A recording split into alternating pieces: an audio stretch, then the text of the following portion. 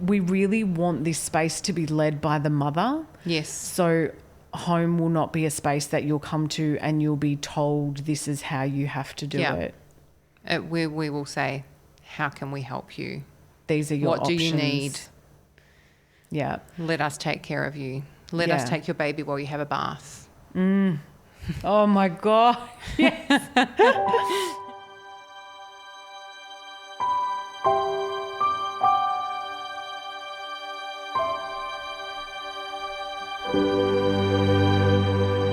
So we've mentioned about the vision for home and what we're working hard to bring to life.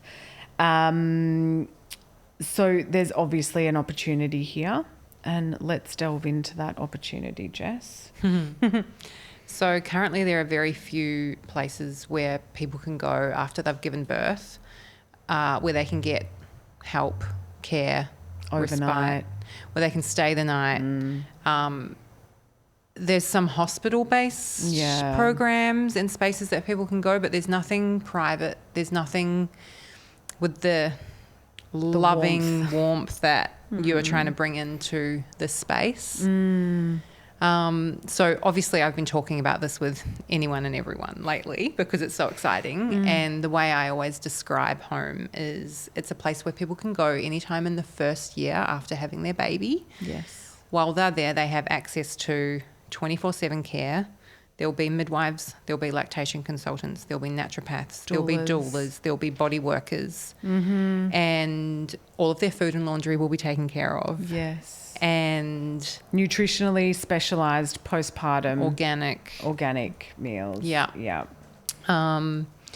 And nothing like this exists so far in Victoria. Not in that like beautiful sort of homely, pardon the pun,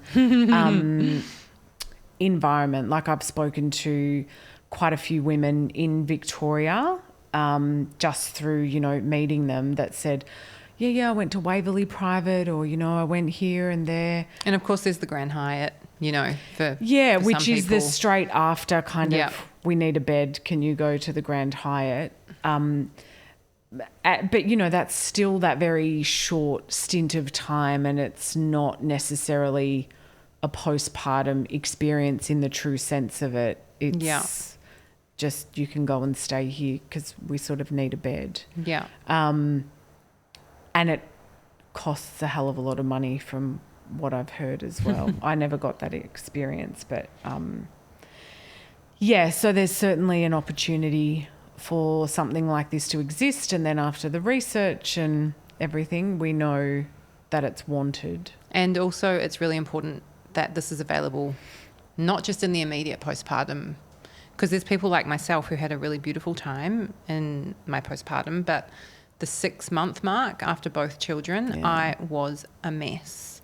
And that's even, I thought I was doing everything right. I thought I was caring for myself, but the depletion kicked in. Yeah. And I mean, we'll talk about this in another episode, but I almost missed seeing Paul McCartney because I was that tired, and I think that's really telling, especially from someone that had, after Louis, I was amazing birth, very easy to breastfeed, the meal train, the community, I had it all, and yet I still needed help in that 6-month mark. And I think there'll be a lot of other people out there who feel the same way. Yeah, I mean, I know of another woman that I have, interactions with. She's got an 8-month-old now, but, she's had a really hard trot. And, I think it is important to talk about the fact that this doesn't need to just be the thoughts that we're trying to change around caring for women after birth is not just if you're struggling. Totally, yeah. So this is about revolutionising care after birth. Yeah. And I think that's something that we need to just keep sort of emphasising. And while we talk about, unfortunately, majority of women don't have great experiences, and, our research showed that, there are still women that have beautiful experiences, but we all need to be cared for. Yeah. And, from a cultural perspective, you know, there's a lot of cultures that this is just a staple. This is what you do after birth. Like how and why would you do anything else? Whereas for us, it's the complete opposite. It's like, no, you leave hospital and you go home. Yeah. Bye. Full stop. Yeah. So this is about revolutionising those facts about, no, this is just what we do. And I think the biggest part of this for me is also the generational impact that it will have on the way of thinking for our children and when they grow up and when they have their children. And, you know, for my son to know that, no, this is the way that I care for my wife or my partner. And for my daughter to have that inherent belief that her story is, no, this is how I nurture myself. This is how I take care of myself. The way that we care for ourselves now will impact the generations to come. And I think that's the biggest change that we need to inform. Yeah. So we feel like the solution is home. And obviously the spelling of home is quite unique when we came up with that. So obviously it's the connection to the womb, which is where life starts. So the solution of home is, for everything that we kind of just delved into, I suppose, Jess, maybe if, you know, your understanding and kind of why we are collaborating on this vision now, maybe you could just talk about the importance of the care and keeping mother and baby together in maybe those initial stages and how important that is. Yeah, well, I mean, there's so much research coming out now about how important it is for the mother's nervous system to be calm so that the baby can be calm. It's very hard to stay calm when you are running on, you know, empty. Like you were saying earlier on, you were living on sugar. Yeah. You're sleep deprived. You've got milk and sweat and blood and everything coming out from everywhere. It's really hard to, you know, find your center and stay calm amongst all of that. So what we're hoping is that by having a place like home, there's no place like home. No. But by creating a space like this, we will help mums and birthing people to be as well as they can possibly be, so that that will trickle down to the rest of their family. Because when the mum's okay, everyone else is okay. Yeah. If the mum's not okay, everything falls apart. It is very true. And you know, that applies even to now. Oh yeah. Right? Yeah. So my children are 10 and 8. Yeah. And mine are there's 4 still and those 7. There's still those moments where even John will say, no, you need to be good, like, you know, so that everyone else can do their things. And I suppose we really want this space to be led by the mother. Yes. So home will not be a space that you'll come to and you'll be told this is how you have to do it. We will say, how can we help you? These are your options. What do you need? Yeah. Let us take care of you. Let us take your baby while you have a bath. Oh my God. Yes. And vice versa, you know, if you just want that constant connection, how can we support you in that constant connection? Let us feed you and do your laundry and change your sheets so that you can just keep that baby on you, because that's where you want them to be. Yeah.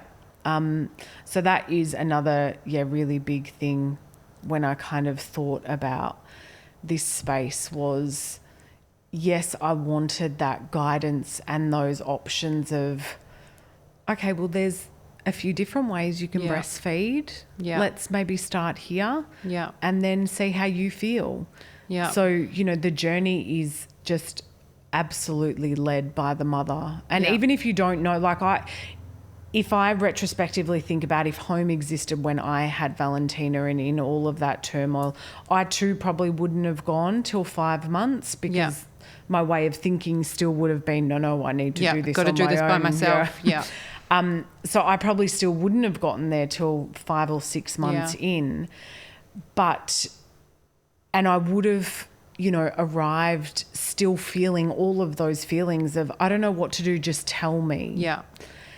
But the journey at home needs to be about empowering our women to, again, turn inwards. Yeah. And find that, reconnect with themselves about what their journey wants to be for them and their child. And I think it's probably important to mention that we don't necessarily agree with separating mother and baby when the baby's first born. However, for people that are struggling with sleep deprivation and just need a good sleep, there will be people there to either take the baby overnight or look after the baby and bring the baby back to the mum when it needs breastfeeding. Whatever we can do to be supporting mums to sleep better. And get out of that fog. Mm-hmm. Because then the absorption of information and care is, properly, I suppose, connected with the brain. Yeah. When you've slept. Yeah, and one night doesn't really do it. You don't have one good sleep and then, boom, you're better. It's, Yeah. And I suppose there's also that element of there is an opportunity there. We probably haven't fine-tuned it quite, but, if you want your family to be there with you, there are also those opportunities that can be discussed to have, your partner there with you. And, if you've got a toddler and you can't get it all to work there, we want there to be ways that we can help make that work so that you are calm and peaceful and not worrying about your toddler at home or who might be with a relative, or if you feel more connected to having your family there, how can we make that happen? Yeah. Yeah. So with all good intention, we will be opening in 2024. Yes, we will. And then I suppose, there's huge things that need to happen behind the scenes of bringing this all together. So I think initially we'll have, 3 rooms that will be able to accommodate women.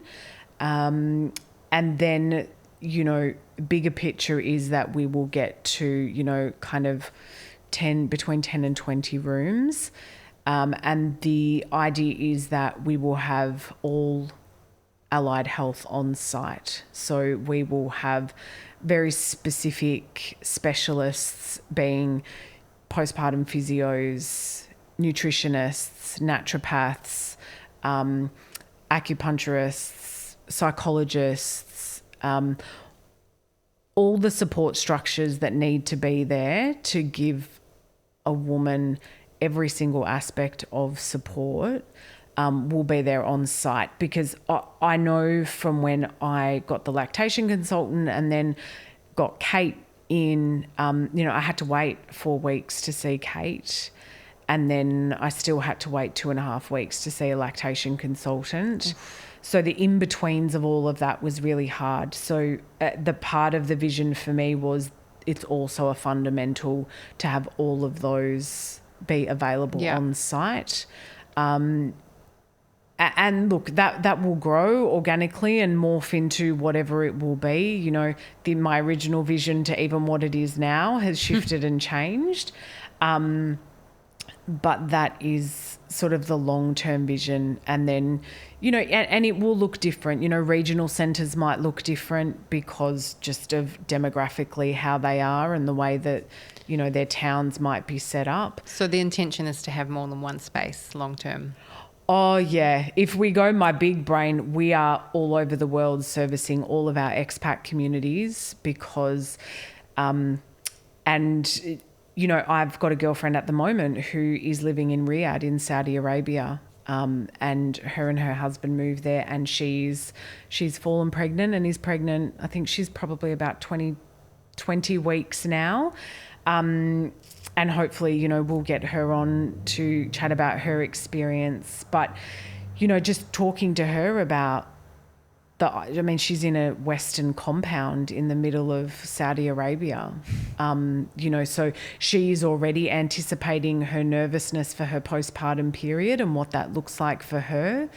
And, you know, so we have all of these expat communities everywhere all over the world, and we need to also support our women everywhere else. Even girlfriends who were in mother's group with me, you know, one was from Perth and her husband was from the UK. They had no one here. Yeah. And sometimes, you know, I recall she used to say, you know, sometimes it's actually really hard. Like mum would come over, but then I'd have the added stress of setting up a space for her, making sure she was comfortable. I felt guilty, you know. So there's all of those other layers for people that even if they do have family coming over, it's that whole, I've got to accommodate and look after someone else. Yeah. And we keep putting ourselves on the back burner for every other person. And as we have more children, right? We're looking after a newborn plus a toddler or plus, you know, a kinder child, or, you know, so there's many different layers of why we also just need to have this as a staple of care for women. And I think we mentioned in another podcast that it will be a private facility. Yes. But it will also be Why can't I say this today? Philanthropically funded. I'm not going to say philanthropist. It's the funded. The philanthropically funded. Yes. But there will be an arm of home that's philanthropically funded. Yep. So that this care is accessible to everyone. No matter what your income status is. Yep. It's a really fundamental part of this. And it's interesting in that culturally, we care for women differently. So, you know, you genuinely find all of these other beautiful cultures like, you know, Kenyan or Latin American or, you know, they know what they're doing. Yeah. Right? I do wonder though sometimes, like we hear the stories of what they're doing, but is it everyone who's getting that? Absolutely. Or do they hear stories about how in Australia we have postpartum doulas and they're going, oh my gosh. Yeah. You know, I'd be so curious to speak to people that are actually living in these places to see if this care that we hear about is actually happening for everyone. Well, on that note, so I think it's really important to talk about the different forms of care all around the world. So I think next time we will look into different stories of cultural care and what that looks like and how we can take beautiful parts of all of that and integrate it into home or just integrate it into our daily lives, really. Yeah. We'll talk about that next time. This podcast represents the opinions of our hosts and their guest speakers. Views and opinions expressed in the podcast are our own and do not represent that of our places of work. This podcast is for informational purposes only, and content here should not be taken as medical or professional advice. Please consult your healthcare professional for any personal recommendations and medical care. While we make every effort to ensure that the information we are sharing is accurate based on the best available information at the time of recording, we welcome any comments, suggestions or feedback via our website contact form, home.com.au/contact. Names and details of personal experiences may have been changed to allow for anonymity and privacy. To join the conversation, join us on social media at Home Postpartum.